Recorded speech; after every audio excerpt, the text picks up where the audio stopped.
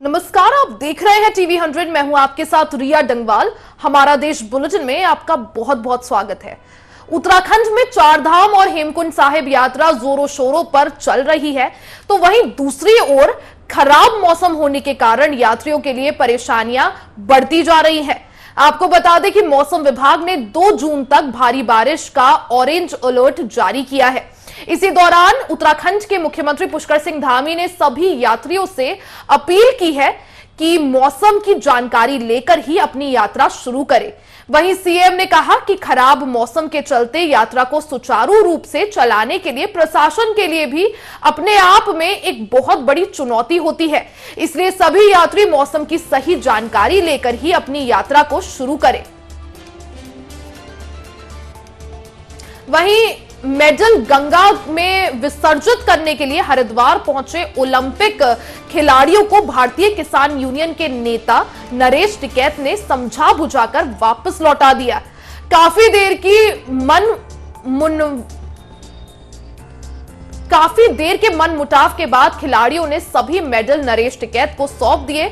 अब मुजफ्फरनगर में होने वाली खाप पंचायत में आगे की रणनीति तय की जाएगी। दिल्ली के जंतर मंतर पर चल रहे धरने को जबरन समाप्त कराने के बाद रेसलर साक्षी मलिक, विनेश फोगाट, बजरंग पूनिया और संगीता सहित कई समर्थक पहलवानों के साथ हरिद्वार में हर की पैड़ी पर अपने मेडल प्रवाहित करने के लिए पहुंचे हुए थे। खिलाड़ियों के इस ऐलान से हरिद्वार के प्रशासन में भी हलचल मची हुई थी। शाम 6 बजे खिलाड़ी हर की पैड़ी पर पहुंचे और काफी देर तक मौन बैठे रहे। उसके बाद भारतीय किसान यूनियन के नेता नरेश टिकैत हर की पैड़ी पर पहुंचे और खिलाड़ियों को मनाकर अपने साथ ले गए। नरेश टिकैत ने कहा कि खिलाड़ियों के साथ ज्यादती हो रही है, खिलाड़ी उसे बर्दाश्त नहीं कर पा रहे हैं। इससे निराश होकर उन्होंने मेडल वापस करने का निर्णय लिया था। सरकार को यौन उत्पीड़न के आरोपी बृजभूषण शरण सिंह को गिरफ्तार करना चाहिए।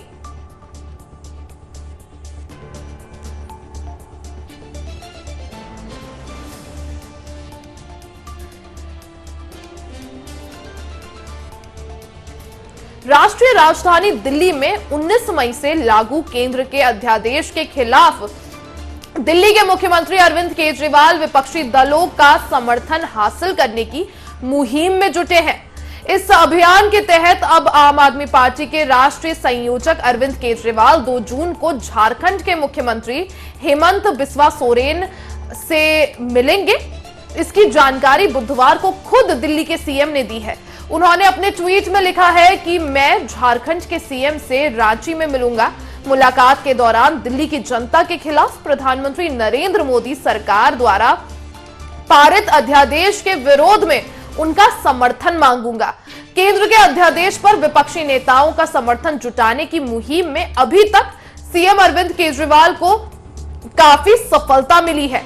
पश्चिम बंगाल की सीएम ममता बनर्जी, बिहार के सीएम नीतीश कुमार, आरजेडी नेता तेजस्वी यादव, शिवसेना यूबीटी के अध्यक्ष उद्धव ठाकरे, राष्ट्रवादी कांग्रेस पार्टी के प्रमुख शरद पवार, तेलंगाना के सीएम केसीआर और माकपा के महासचिव सीताराम येचुरी से मुलाकात कर वो समर्थन हासिल कर चुके हैं। इस क्रम में उन्होंने 5 दिन पहले कांग्रेस के पूर्व अध्यक्ष राहुल गांधी और वर्तमान अध्यक्ष मल्लिकार्जुन खड़गे और सोनिया गांधी से भी मुलाकात के लिए समय मांगा था। कांग्रेस पार्टी ने अभी तक मुलाकात के लिए कोई समय नहीं दिया है। माना जा रहा है कि कांग्रेस अध्यादेश के खिलाफ आम आदमी पार्टी को समर्थन देने को लेकर मन नहीं बना पा रही है। यही वजह है कि सीएम अरविंद केजरीवाल की राहुल गांधी और सोनिया गांधी से मुलाकात होगी या नहीं, ये तय नहीं है। दिल्ली के सीएम अरविंद केजरीवाल विपक्षी दलों के नेताओं के साथ मुलाकात के दौरान दिल्ली में अफसरों की ट्रांसफर और पोस्टिंग को लेकर केंद्र सरकार के अध्यादेश, ईडी, सीबीआई और आईटी की कार्रवाइयों और 2024 के लोकसभा चुनाव को लेकर बातचीत उनके एजेंडे में शामिल होगी। यहां पर इस बात का भी जिक्र कर दे कि सीएम हेमंत सोरेन और सीएम केजरीवाल अलग अलग मुद्दों को लेकर केंद्र की बीजेपी सरकार पर लगातार हमलावर रहे हैं।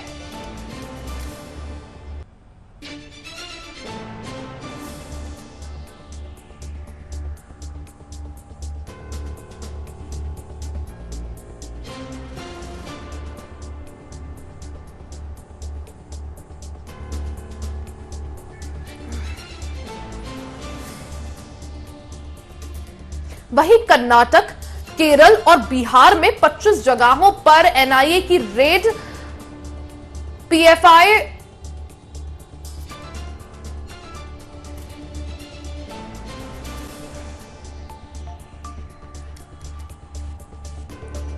कर्नाटक, केरल और बिहार में 25 जगहों पर एनआईए की रेड, पीएफआई फुलवारी शरीफ मामले में एनआईए की रेड पड़ी है। फुलवारी शरीफ टेरर मॉड्यूल मामले में एनआईए ने रेड की है। पीएफआई के करीब 25 ठिकानों पर पीएफआई के करीब 25 ठिकानों पर एनआईए ने छापेमारी की है। कटिहार में एनआईए का छापेमारी अभियान जो है लगातार जारी है। पीएफआई नेता के घर 2.5 घंटे तलाशी चली, जिसके बाद पटना के फुलवारी शरीफ टेरर मॉड्यूल मामले में एनआईए ने बुधवार को कटिहार जिले में दबिश दी।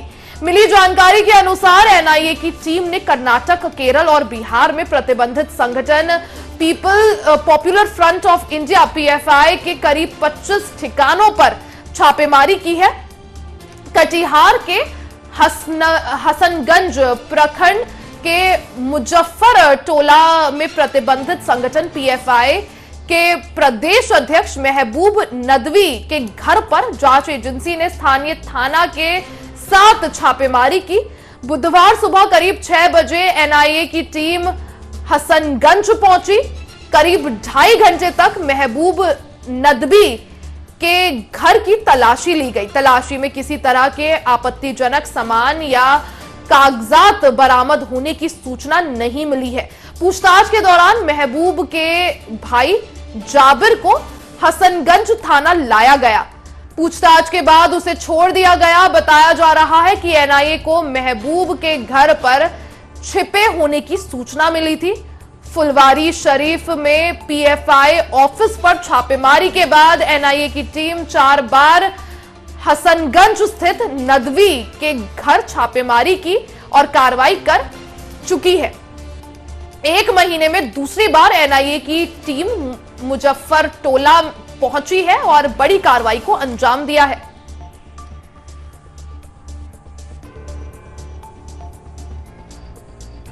वहीं लखनऊ में एक स्कॉर्पियो ने स्कूटी में टक्कर मार दी। इससे स्कूटी सवार दंपति और 2 बच्चे करीब 100 मीटर तक स्कॉर्पियो में फंसकर घिसटते रहे। जब स्कॉर्पियो पेड़ से टकराकर रुकी तब सभी को निकाल दिया गया।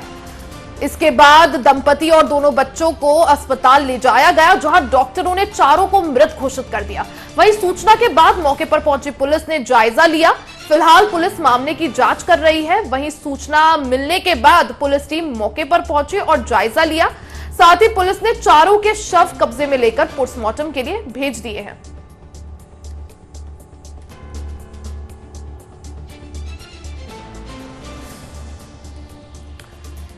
तो एक स्कॉर्पियो ने दंपति और उनके बच्चे को रौंद दिया। स्कूटी में सवार थे दंपति और उनका बच्चा। स्कूटी को 100 मीटर तक स्कॉर्पियो गाड़ी घसीटती रही। दंपति के साथ 2 बच्चे भी उस स्कूटी पर सवार थे और एक स्कॉर्पियो गाड़ी ने उन्हें रौंदा और उसके बाद 200 मीटर तक जो दंपति है और 2 बच्चे स्कॉर्पियो में घसीटते रहे और उसके बाद चारों को अस्पताल में भर्ती कराया गया, जहां डॉक्टरों ने मृत घोषित कर दिया।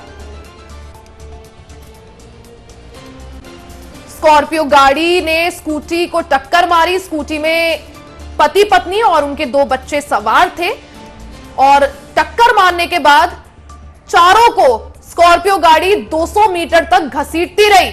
200 मीटर के बाद जब स्कॉर्पियो गाड़ी रुकी तब चारों घायल अवस्था में खून से लथपथ हालत में सड़क पर पड़े हुए मिले और उसके बाद आसपास के लोगों ने और पुलिस ने चारों को अस्पताल में भर्ती कराया, जहां डॉक्टर ने चारों, जिसमें दोनों पति पत्नी और 2 बच्चे शामिल हैं, चारों को मृत घोषित कर दिया। वहीं पुलिस ने मामले की जांच शुरू कर दी है। वहीं ओटीटी प्लेटफॉर्म पर तंबाकू विरोधी चेतावनियों को नियमित करने के बाद तंबाकू की खपत के घातक प्रभावों के बारे में जागरूकता फैलाने में भारत एक वैश्विक नेता बन गया है, जहां केंद्र स्वास्थ्य मंत्रालय ने ओटीटी प्लेटफॉर्म्स पर तंबाकू विरोधी चेतावनी के लिए नए नियमों को अधिसूचित किया है कि अगर ऑनलाइन सामग्री का प्रकाशक नए नियमों का पालन करने में विफल रहता है तो मंत्रालय सख्त कार्रवाई करेगा। यह अधिसूचना ओटीटी प्लेटफॉर्मों को तंबाकू विरोधी चेतावनी संदेशों को ले जाने के लिए अनिवार्य करती है। जैसे कि हम सिनेमा घरों और टीवी कार्यक्रमों में देखते हैं, और ये 31 मई को मनाए गए विश्व तंबाकू निषेध दिवस के अवसर पर आता है। वहीं मंत्रालय की अधिसूचना के अनुसार यदि ऑनलाइन क्यूरेटेड सामग्री का प्रकाशक उप नियमों के प्रावधानों का पालन करने में सफल रहता है तो स्वास्थ्य और परिवार कल्याण मंत्रालय, सूचना और प्रसारण मंत्रालय समेत इलेक्ट्रॉनिक्स और सूचना मंत्रालय के प्रतिनिधियों वाली एक अंतर मंत्रालय समिति प्रौद्योगिकी से या किसी शिकायत पर कार्रवाई करेगी और ऑनलाइन क्यूरेट की गई सामग्री के प्रकाशक की पहचान करने के बाद इस तरह की विफलता की व्याख्या करेगी और सामग्री में उचित संशोधन करने का उचित अवसर देते हुए नोटिस जारी करेगी।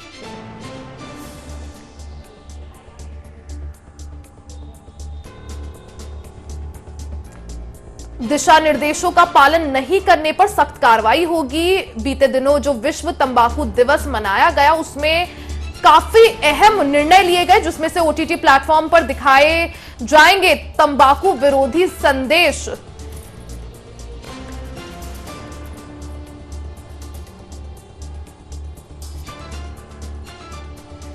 तो स्वास्थ्य मंत्रालय की तरफ से बड़ा अहम कदम उठाया गया है, जिसमें बीते दिनों वर्ल्ड टोबैको डे के अवसर पर ओटीटी प्लेटफॉर्म्स पर तंबाकू विरोधी संदेश दिखाने के निर्देश दिए गए हैं।